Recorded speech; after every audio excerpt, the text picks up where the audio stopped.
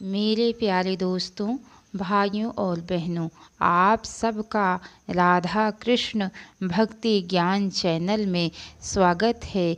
आज मैं आप सबको मासों में सबसे उत्तम मास वैशाख मास का छठा अध्याय सुनाने जा रही हूँ, जिसको सुनने से सारे पाप ताप सब नष्ट हो जाते हैं। तो बोलिए लक्ष्मी नारायण विष्णु भगवान की जय। चलिए दोस्तों, आप सबको वैशाख मास की कथा सुनाती हूँ। नारद जी कहते हैं कि हम एक ब्राह्मण और छिपकली का इतिहास कहते हैं। प्राचीन काल में हेमांग नाम का एक राजा इक्ष्वाकु वंश में हुआ है। उस वंश के राजा ने अन्नदान नहीं किया, इसी से उसे चातक व छिपकली का जन्म मिला। वह निर्धन व निर्बल ब्राह्मणों की बहुत सेवा किया करता था, लेकिन विद्वान व तेजस्वी वेद पाठी ब्राह्मणों की सेवा नहीं करता था। जो वस्तु स्वयं सुलभ है उसका दान नहीं करता था। उसका कहना था कि दुर्लभ वस्तु का दान उत्तम होता है। वह ब्राह्मणों का बड़ा भक्त, किसी की निंदा ना करने वाला, शत्रुओं पर विजय पाने वाला तथा जितेंद्रिय था।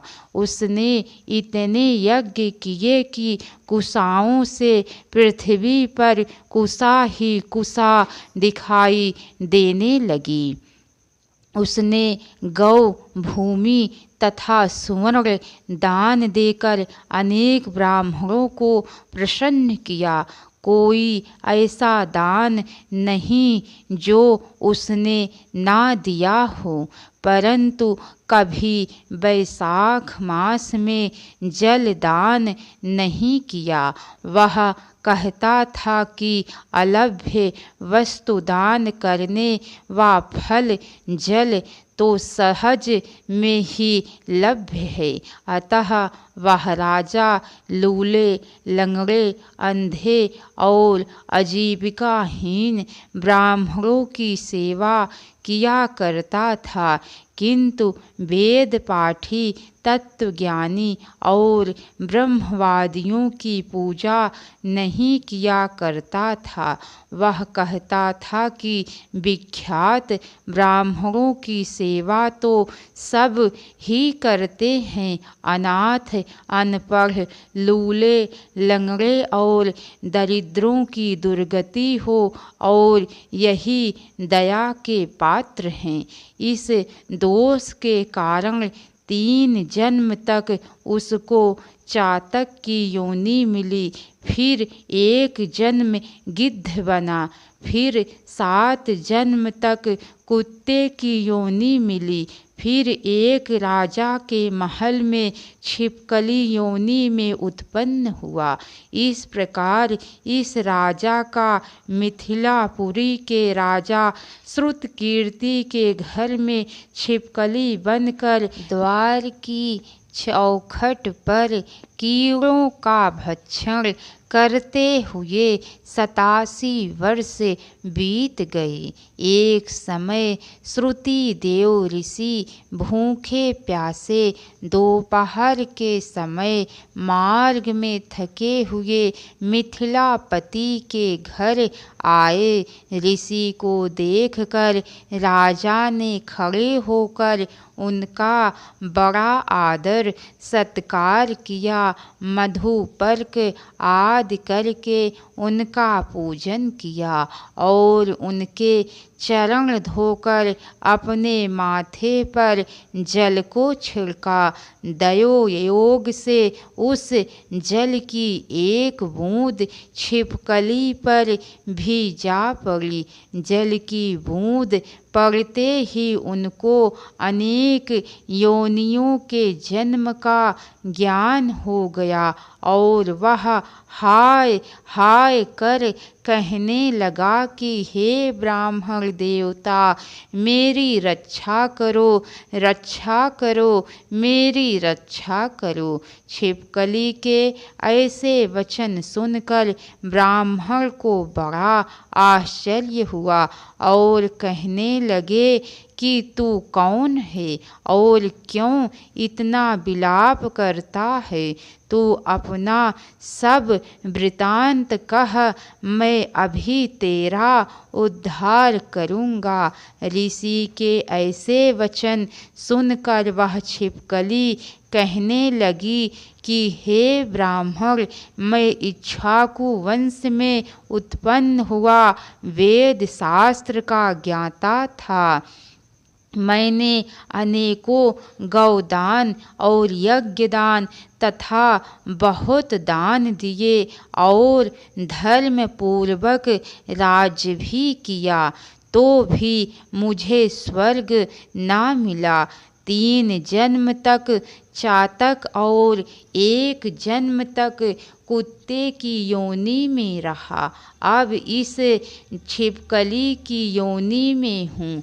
यह राजा आपका चरणोदक छिड़क रहा था, उसकी एक बूंद मुझ पर गिर गई, जिससे मुझे पूर्व जन्मों का वृतांत स्मरण हो आया है और मेरे अनेक पाप नाश हो गए हैं। मुझको 28 जन्म तक छिपकली की योनि भुगतनी पड़ेगी, सो मैं इस जन्मों से डरता हूँ। अब आप कृपा करके कहिए कि मेरी यह दशा कैसे हुई। तब ऋषि ने अपने ज्ञान चक्षु द्वारा सब कुछ जान लिया और कहने लगे कि मैं तुम्हारी बुरी योनि का कारण जानता हूँ। तुम ध्यान देकर सुनो। तुमने भगवान के प्यारे वैशाख मास में कभी जल दान नहीं किया। तुमने जल सुलभ जानकर यह समझ लिया कि यह तो बिना मूल्य ही मिलता है और धूप व मार्ग के प्यासे ब्राह्मण को जल दान नहीं दिया। महात्माओं की अवज्ञा इस लोक और परलोक दोनों में दुखदाई है। सज्जनों की पूजा ही धर्म, अर्थ, काम और मोक्ष देने वाली है।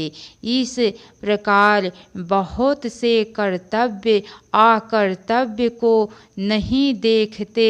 जैसे मंद आदमियों की संगति से कुछ फल नहीं मिलता, वैसे ही तीर्थ और मूर्तियों से भी तत्काल कुछ फल नहीं मिलता, परंतु महात्मा तो दर्शन मात्र से ही पवित्र कर देते हैं। साधु सेवा से कोई सज्जन दुखी नहीं होता। तुमने ना तो जल दान किया, ना साधुओं की सेवा की, इसी कारण तेरी यह दुर्गति हुई है। अब मैंने जो वैशाख मास में पुण्य किया है वह तेरे को दूंगा, उसी के फल से तेरी शांति होगी। इससे तेरे भूत, भविष्य, वर्तमान तीनों कालों के कर्मों के संस्कार दूर हो जाएंगे। यह कह ऋषि ने जल स्पर्श कर 1 दिन के वैशाख स्नान का फल उसको दे दिया। जल के छींटे लगते ही वह सब पापों से मुक्त होकर दिव्य रूप को प्राप्त कर छिपकली का रूप त्याग कर नमस्कार कर आज्ञा लेकर स्वर्ग को चला गया और 10,000 वर्षों तक सुंदर भोगों को भोग कर इक्ष्वाकु वंश में वो ही महाप्रभावशाली काकुत्स्य नाम से उत्पन्न हुआ और 7 द्वीप पृथ्वी का राज्य करने लगा। तो बोलिए लक्ष्मी नारायण विष्णु भगवान की जय। कैसी लगी कथा दोस्तों, लाइक करके कमेंट बॉक्स में ज़रूर बताना। हर हर महादेव। अब तक की सारी वीडियो देखने के लिए आप सबको बहुत बहुत धन्यवाद। राधे राधे दोस्तों।